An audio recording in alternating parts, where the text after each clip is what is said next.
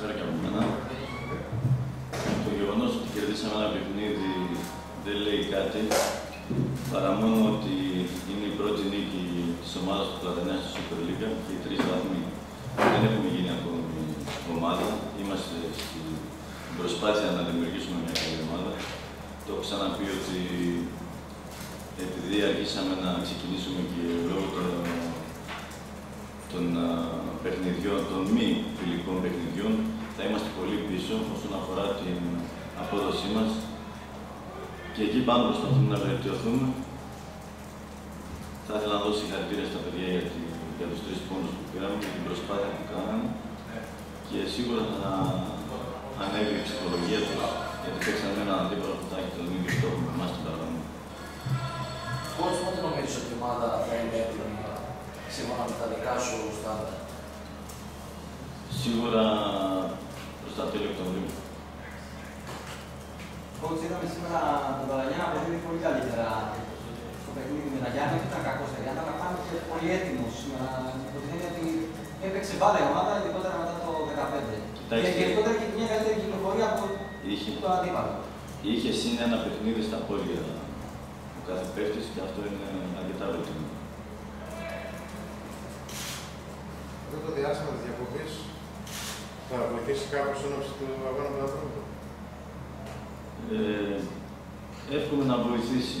Βέβαια θα κοιτάξουμε να κλείσουμε κάποιο φιλικό για να μην βγούμε από το ρυθμό. Θα λείπουν και κάποια παιχνίδια, κάποια παιδιά για την εθνική ομάδα, όπως είναι ο Ντόι, ο Κουτουρίδης.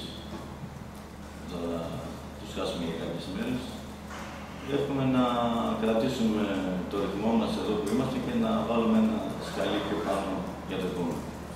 Η ομάδα δεν ήταν καλή στο πρώτο 20, από εκεί πέρα όμως πήρε τα 9 και πίεσε και πήρε αυτό το 2-0. Θεωρείτε ότι τι άλλαξε μάλλον σε αυτό το διάστημα μετά το πρώτο 20? Διαφωνώ με εσάς ότι δεν ήταν καλή στο 20.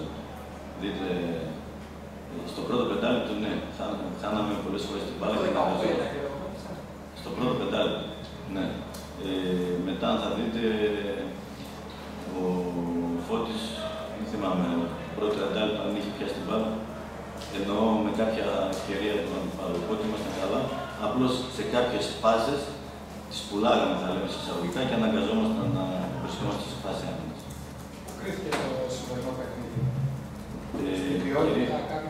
Κυρίως στην τακτική και στο κλείσιμο χώρων που ξέραμε πώς κινείται η ομάδα της Κομωτινής και όταν κλείσαμε τους χώρους και δώσαμε τη δυνατότητα στην ομάδα της Κομωτινής να μπει στην κόντρα επίθεση, γιατί σε αυτό είναι πάρα πολύ καλή και το είχαν κάνει και στο παιχνίδι με τον ΠΑΟΚ, μπορέσαμε μετά από κάποιο χρονικό διάστημα να μην πουλάμε πολύ εύκολα την μπάλα και να αρχίσουμε σιγά σιγά να εκδηλώνουμε επιθέσεις που μας φέραν και να κερδίσουμε κάποια στημένα κόρνερ και όπως ήρθε και το ένα τώρα από κόρνερ και να δημιουργήσουμε και 2-3 άλλες περιπτώσεις έτσι για αυτό.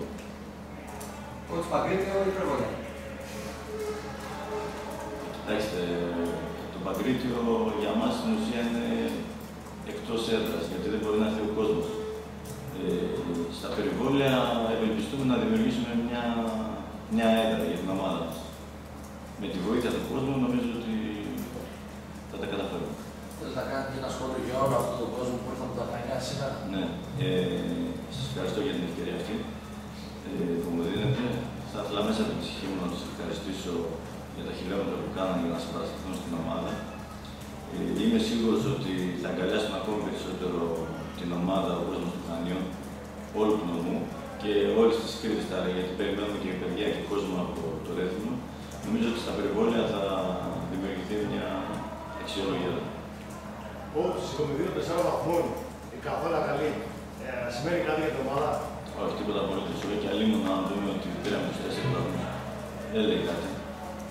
Η δουλειά μας είναι να προσπαθούμε να παίρνουμε τα παιχνίδια. Αλλά το παράδειγμα του Ευρωτέλη, το περσινό παράδειγμα του Ευρωτέλη, που σε όλο τον πρώτο γύρο ήταν αρκετά ψηλά και στο τέλος ζορίστηκε και έπεσε στο φινάλε, θα πρέπει να μας γίνει παράδειγμα. Ούτε να είμαστε πολύ αισιόδοξοι αυτή τη στιγμή και να πετάμε στα σύννεφα ότι γίναμε σούπερ ομάδα επειδή παίρνουμε πόντους, αλλά και όχι ότι είμαστε πάρα πολύ κακοί, θέλουμε πολλή δουλειά και μέχρι τέλος θα σκεφτόμαστε το στόχο που είναι η παραμονή.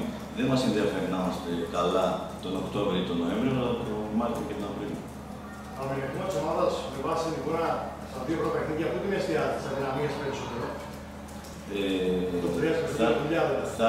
Θα έλεγα ότι θα πρέπει να γίνουμε πιο σίγουροι στις πάσες για να μην βρισκόμαστε σε φάση άμυνας μεγάλο διάστημα. Γιατί πουλώντας πολλές φορές την μπάλα δεν μπορείς να αναπτυχθείς, δεν μπορείς να κάνεις ευκαιρία γρήγορα και είσαι σε φάση άμυνας και φαίνεται ότι τρέχεις πάντα πίσω από τον αντίπαλο και πίσω από την μπάλα. Και φυσιολογικά είναι να κουράζεται πολύ γρηγορότερα και ο παίκτης και η ομάδα. Είμαστε εντάξει, δύο λόγια.